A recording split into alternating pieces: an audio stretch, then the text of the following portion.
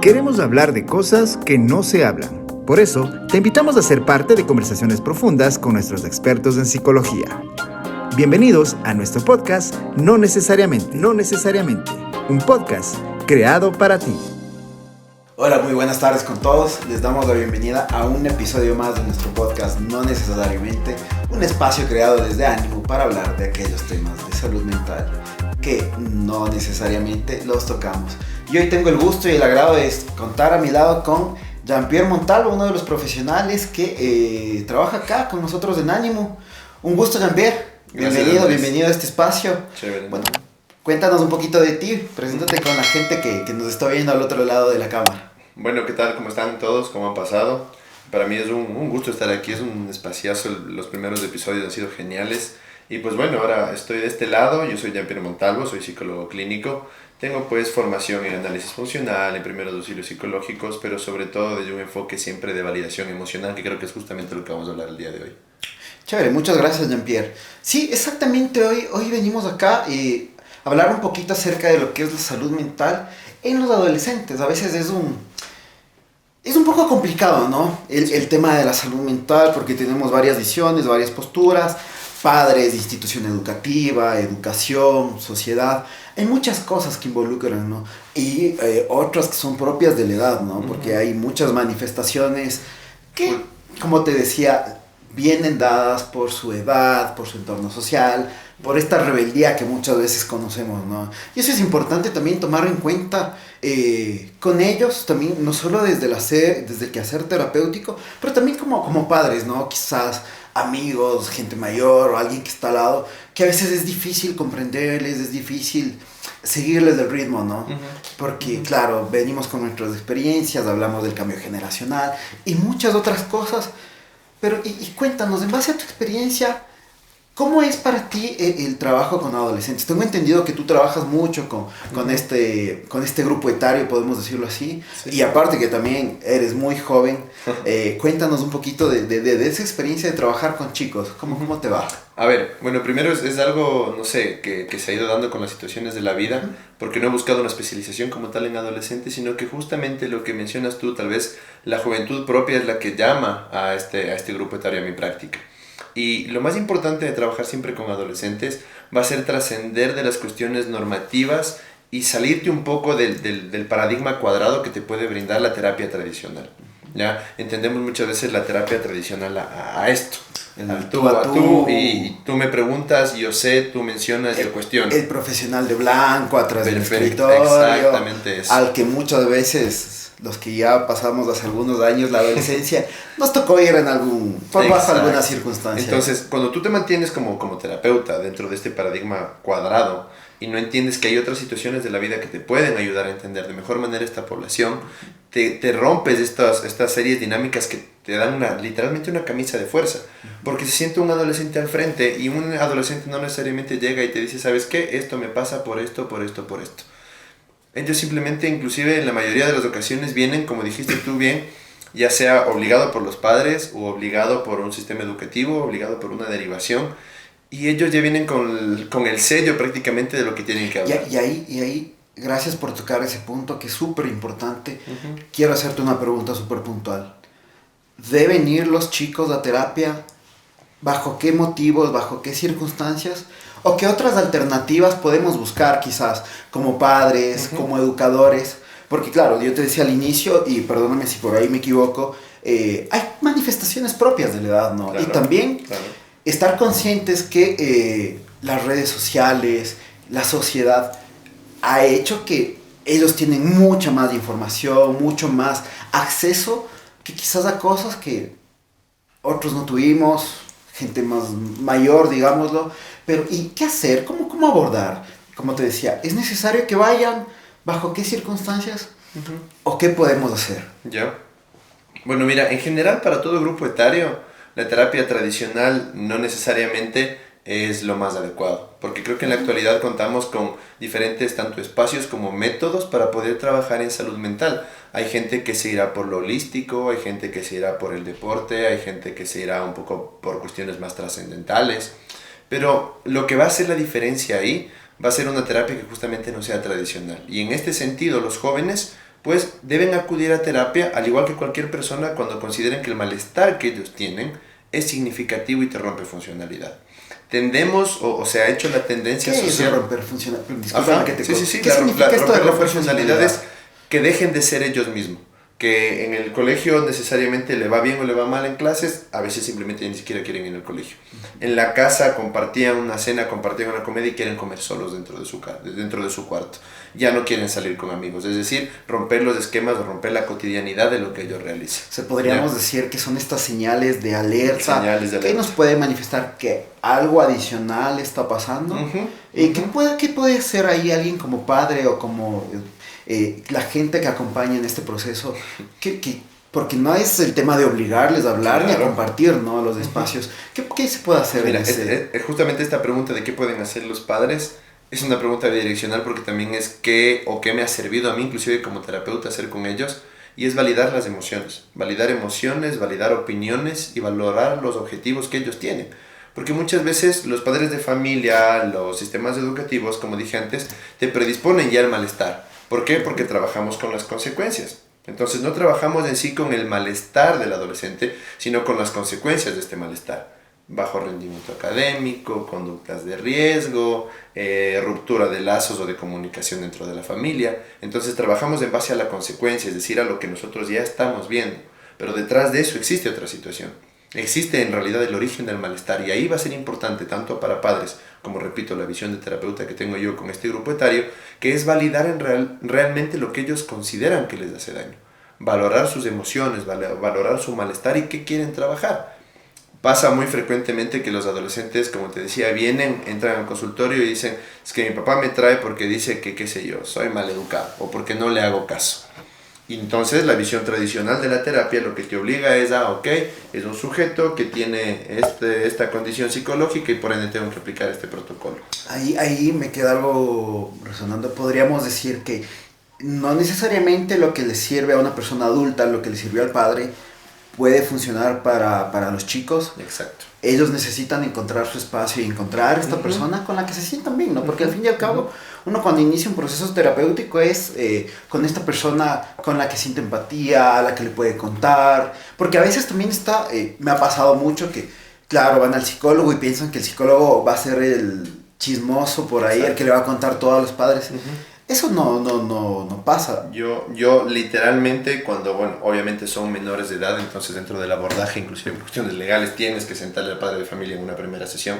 Yo le suelo decir categóricamente que yo no soy un espía de la familia. Yo no soy un espía que va a hacer un trabajo de investigación interna y luego le va a decir al papá, ¿sabe qué? Su hijo tiene esta situación. Pero al fin y al cabo, tu paciente, tu usuario, tu cliente es el adolescente.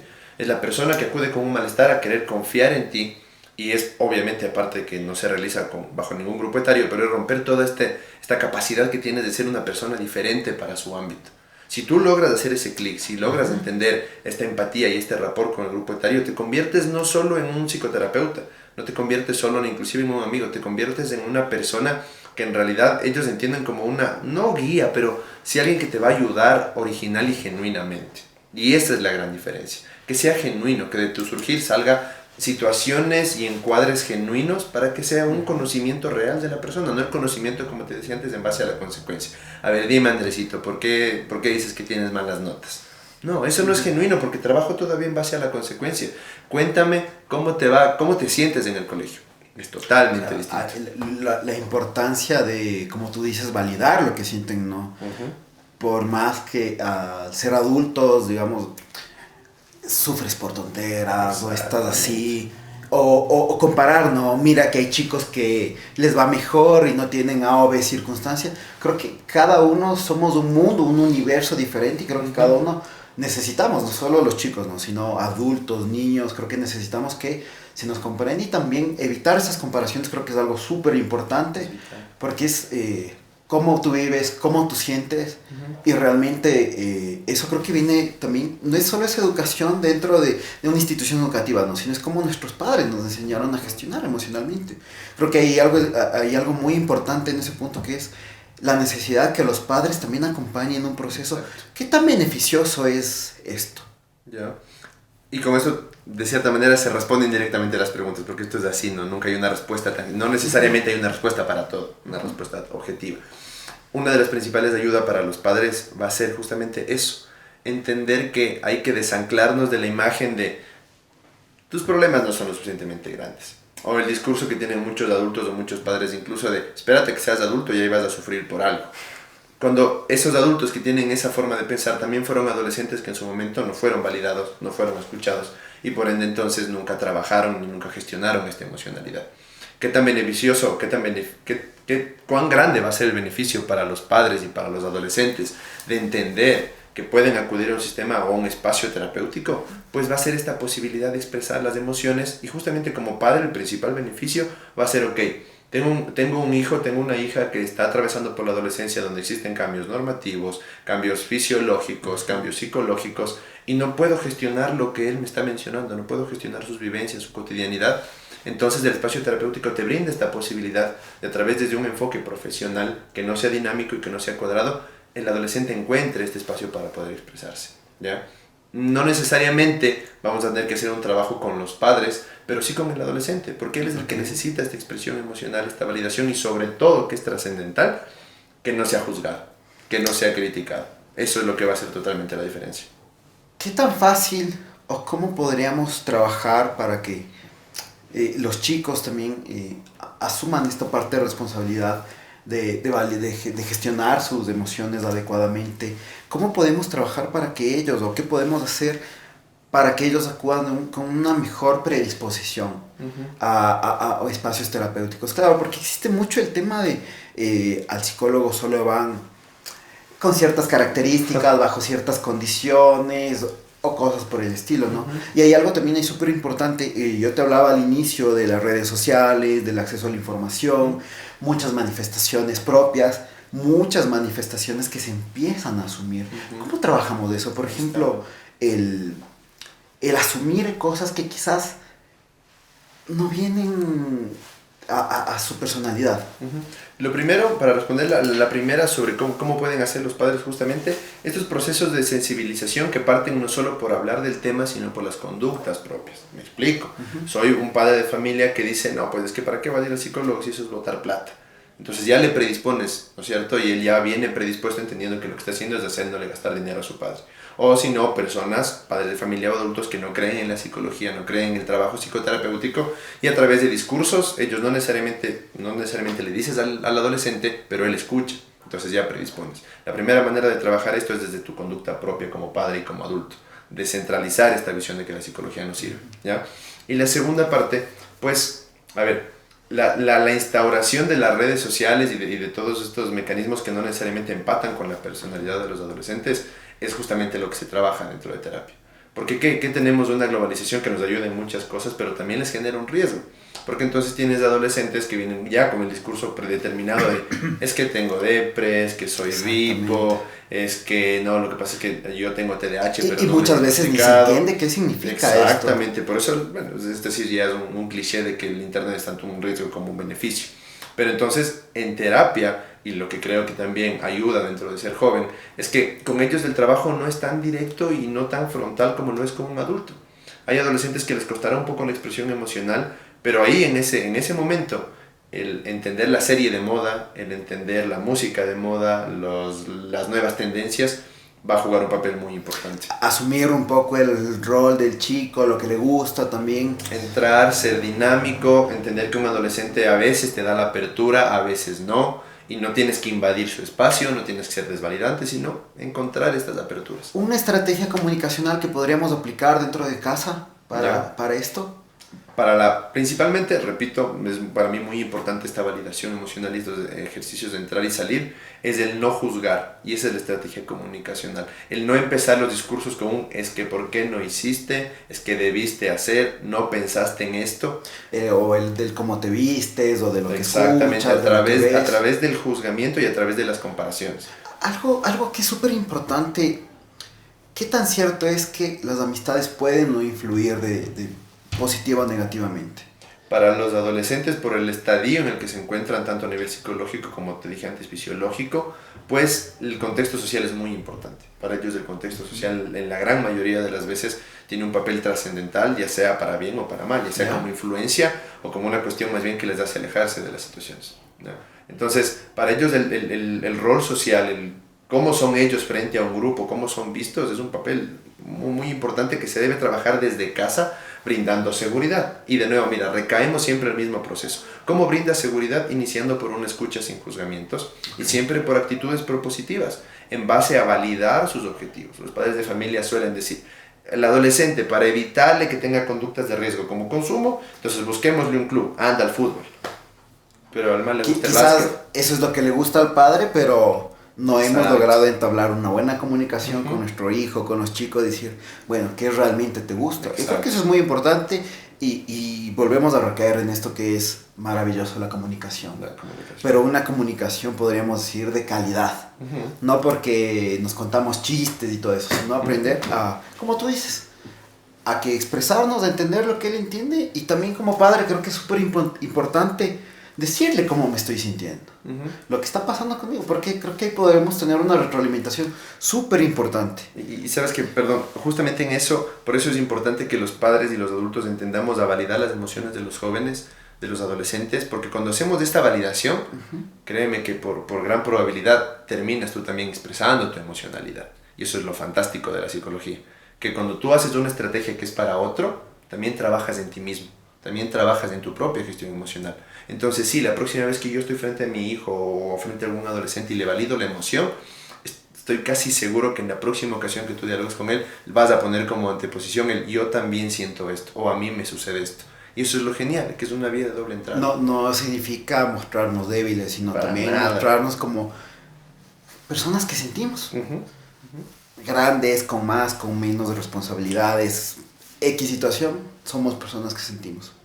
Como para ir cerrando, Jean-Pierre, y agradecerte también tu participación acá, ¿qué nos puedes dejar como una sugerencia para un adecuado abordaje o un adecuado, podríamos, relacionamiento con los chicos? Tanto como la gente adulta y también para ellos, ¿no? ¿Qué les puedes decir a ellos para que...? A ver, la primera situación con la gente adulta, con padres de familia, ya les he repetido hasta el cansancio, validar emociones, pero es también quitar esta ancla que tenemos como sociedad de que los adolescentes sufren por tonterías o que los adolescentes no tienen responsabilidades, porque nosotros mismos como adultos y como padres de familia endosamos ya responsabilidades, validaciones emocionales, les endosamos ya el qué deben sentir ante ciertas situaciones. Entonces, la primera recomendación que yo haría siempre a adultos o padres de familia es eso, es dejar de darles sintiendo, dejar de darles pensando, dejar de darles actuando. Es que te pasó esto, entonces tienes que hacer esto. Pero nunca le preguntas, ¿qué crees que es lo que debes hacer? ¿Cómo te sientes? ¿Qué es lo que según tú deberías hacer para esta situación? Y ya cambia totalmente el paradigma, porque repito, los adultos y los padres de familia tienden y tendemos a dar haciendo las cosas. Entonces es la primera recomendación. Y con los jóvenes, pues mira, es full importante que a raíz de la pandemia por COVID se ha normalizado bastante el que los adolescentes acudan a terapia. Y eso es muy bueno, pero al mismo tiempo como profesionales ya nos pone una responsabilidad más, que es entender justamente esta ruptura de la terapia tradicional y ser más dinámicos, ser más auténticos. Que los adolescentes puedan encontrar un espacio donde no solo del uno a uno, no solo de la terapia tú a tú, sino también con otros espacios como justamente nosotros desde Ánimo proponemos no solo la terapia individual, sino un grupo, un taller, diferentes espacios que nos permitan hacer esto un entorno de salud mental, no simplemente una persona que está al frente, que encima recae, por más que sea joven, por más que sea recae todavía en un adulto que te dice qué hacer y cómo sentirte, no. En un espacio en el cual tú puedas expresarte, sentirte libre de proponer ideas, lograr objetivos, pues generar salud mental de ley. Te agradezco mucho, Jean-Pierre, por estar acá en este espacio. Y eso ha sido todo por el día de hoy. Esperamos que les haya gustado este capítulo y recuerden, si tienen preguntas, comentarios, no se olviden de visitar nuestro recuadro de comentarios, de dejarnos de cualquier pregunta o si les gustaría que ahondemos o tratemos algún tema adicional, y también a que visiten nuestras redes sociales. Yo les agradezco por su presencia y nuevamente gracias, Jean-Pierre, por estar aquí. Gracias Andrés. Y muchas gracias con todos. Bienvenido siempre y pues nos vemos en otra ocasión. Chao. Queremos hablar de cosas que no se hablan. Por eso, te invitamos a ser parte de conversaciones profundas con nuestros expertos en psicología. Te esperamos en el siguiente episodio de No Necesariamente, un podcast creado para ti.